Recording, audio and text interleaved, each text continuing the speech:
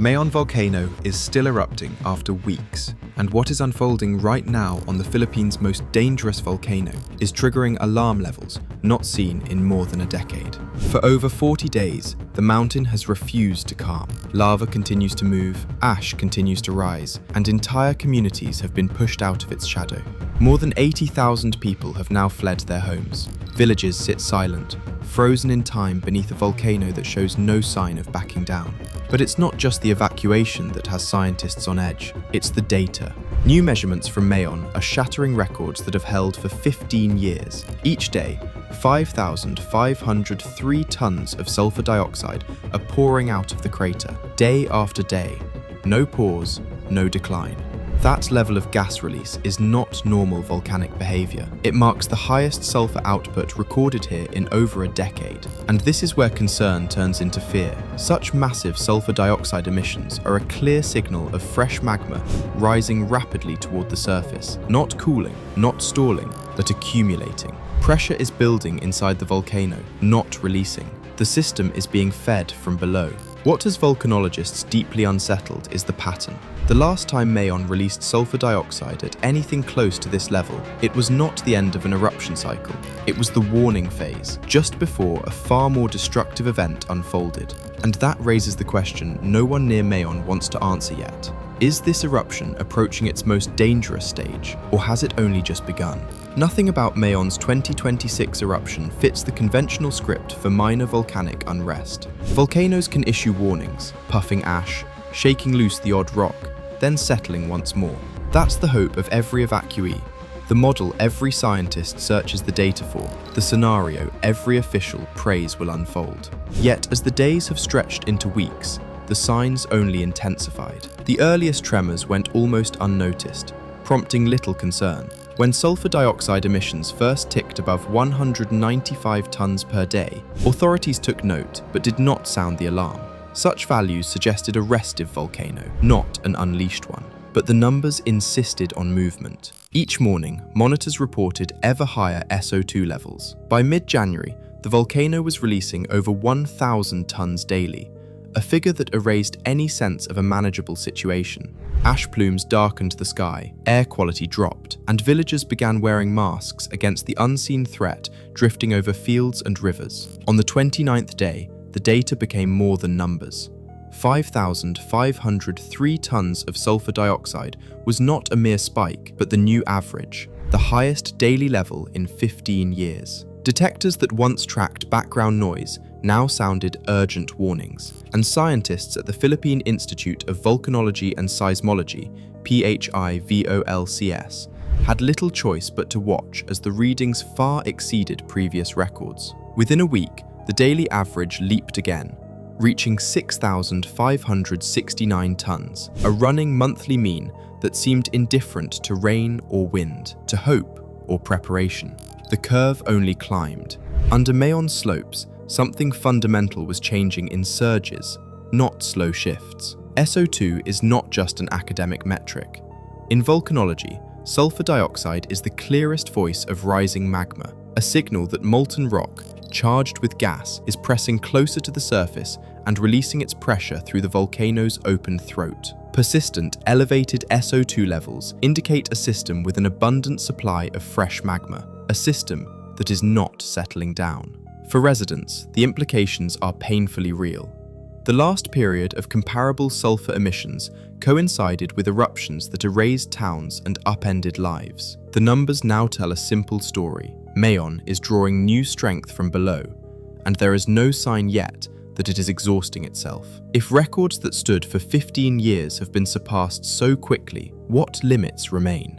When a volcano becomes restless, evacuation is rarely orderly or measured. People leave not by dozens, but by the tens of thousands. Reluctant, hurried, sometimes almost overnight. When authorities raised the alert level for Mayon to 3 on the country's 5-step scale, the exodus accelerated. Families crowded into vehicles, clutching only essentials: medicine, photographs, livestock hobbled for temporary shelter, children cradling radios, all uncertain of their next destination. Pyroclastic material tumbled down Mayon's flanks. Ash veiled the windward villages. Traffic choked the escape routes from Albai's danger zone as entire communities emptied. Rivers that once nourished farms now bordered stretches abandoned in haste. Smoke trailed through hamlets, settling in empty homes. 80,000 people. That is not an abstraction. That is everyday life interrupted on a provincial scale. Gymnasiums, churches,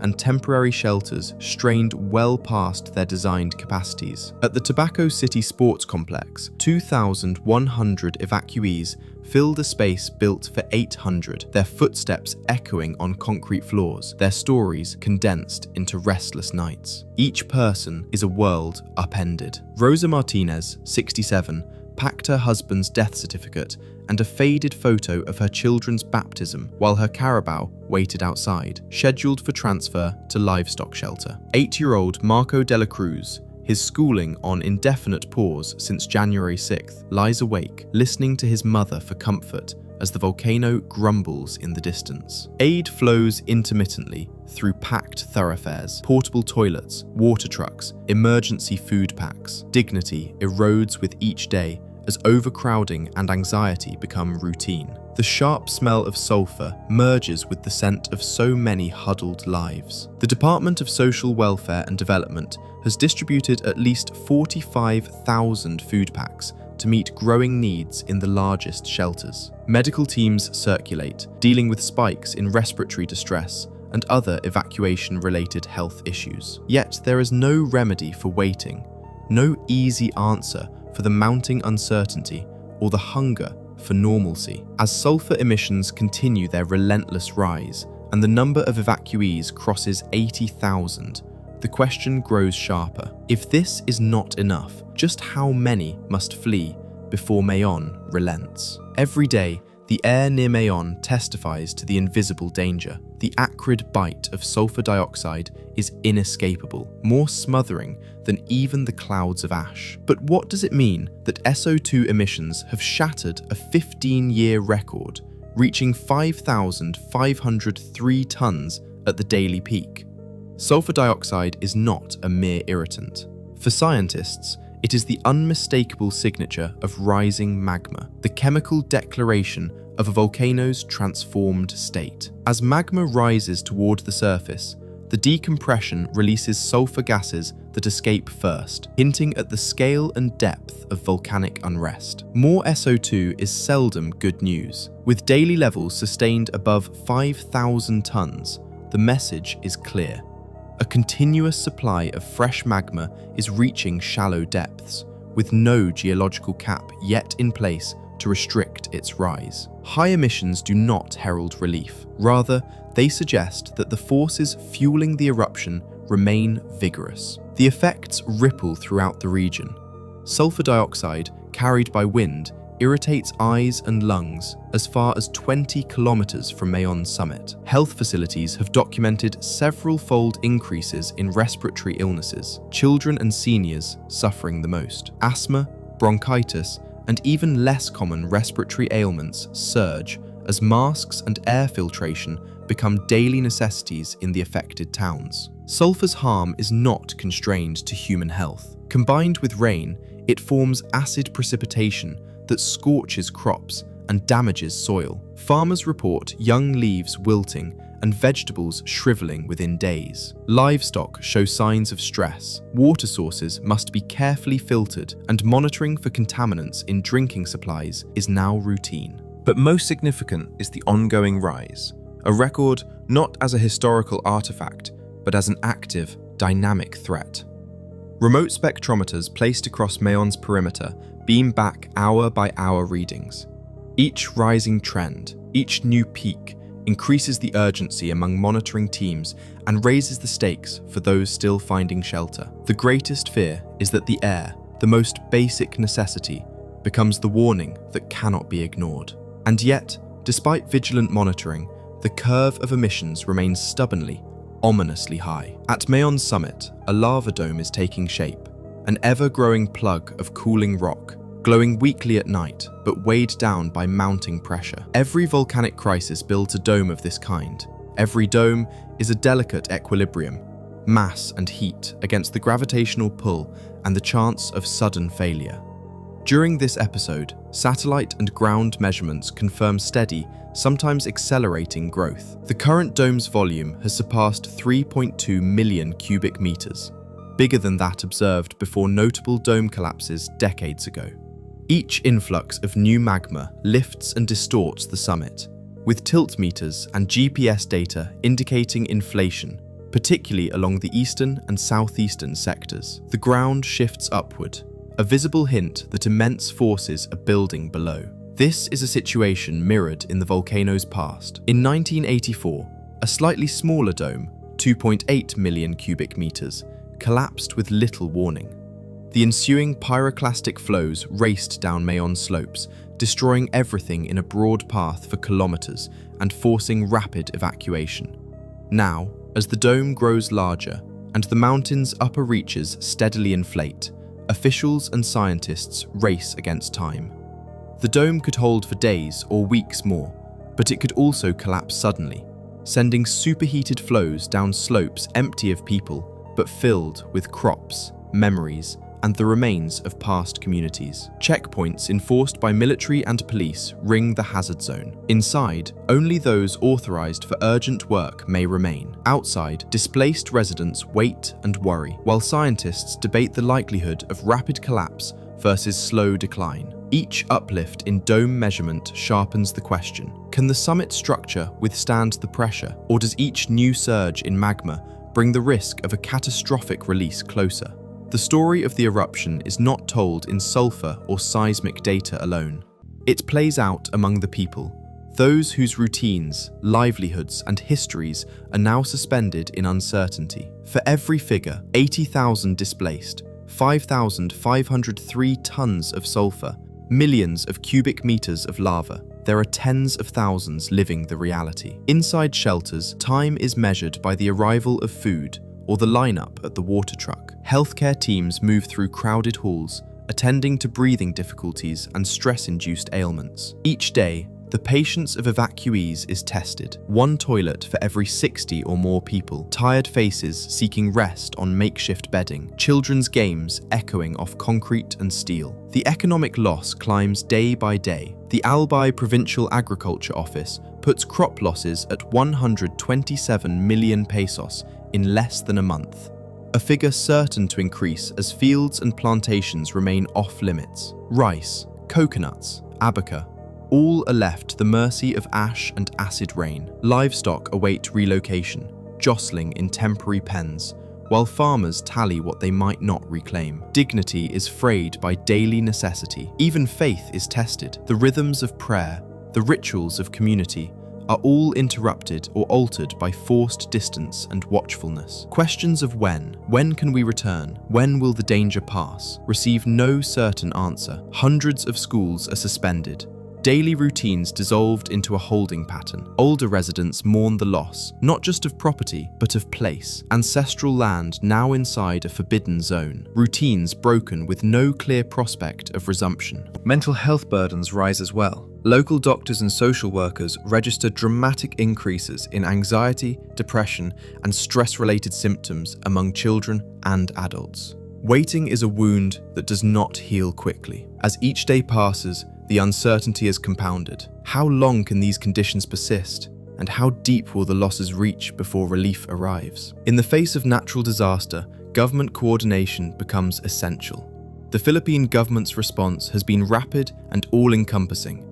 More than 2,400 military personnel have been deployed across Albay, assisting in the flow of evacuees and the heritage of checkpoints enforcing a tight cordon around the 6-kilometer danger zone.